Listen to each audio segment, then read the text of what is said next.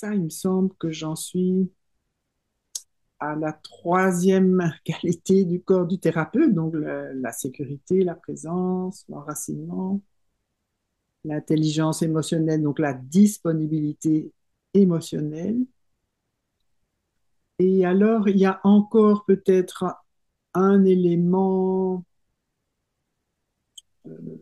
d'une dynamique de relation d'aide qui est importante, c'est la dimension de la contenance. Alors, la contenance émotionnelle, entre autres, eh bien, c'est le fait que, il y a comme une disponibilité intérieure à nos propres vécus émotionnels que l'on peut contenir. C'est-à-dire que euh, on peut laisser les émotions faire leur effet, éventuellement dans une expression émotionnelle, mais on va rester conscient, on sait ce qui nous arrive. On peut décider d'ailleurs de ne pas exprimer ou d'exprimer selon les circonstances. Donc quelqu'un qui a cette capacité de contenir, oui, peut, peut décider du moment opportun pour lui ou pour autrui, et à la limite même, comment dire, doser un peu l'expression émotionnelle.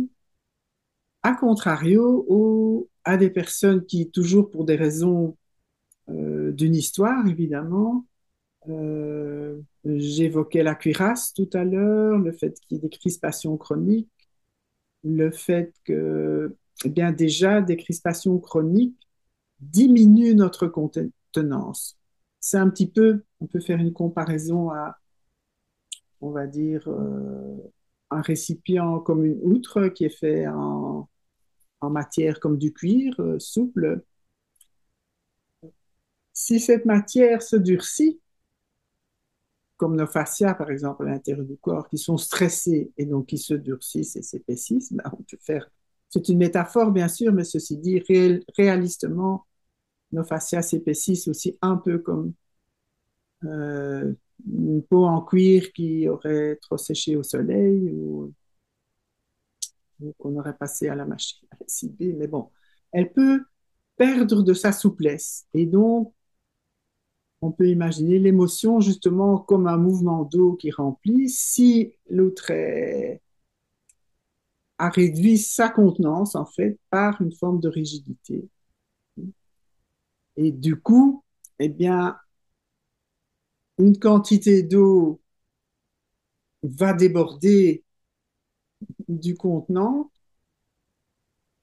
parce que le contenant est réduit dans sa capacité de contenance, alors que si la même quantité d'eau, on va dire la même quantité émotionnelle, dans un corps qui est réceptif et qui peut, on va dire, comme s'élargir intérieurement, avoir une forme, oui, de fluidité en fait. Ici, c'est une question de fluidité à l'intérieur de nous, de laisser se faire les mouvements qu'une émotion fait naturellement pour... C'est un phénomène d'autorégulation en fait, les émotions. Hein.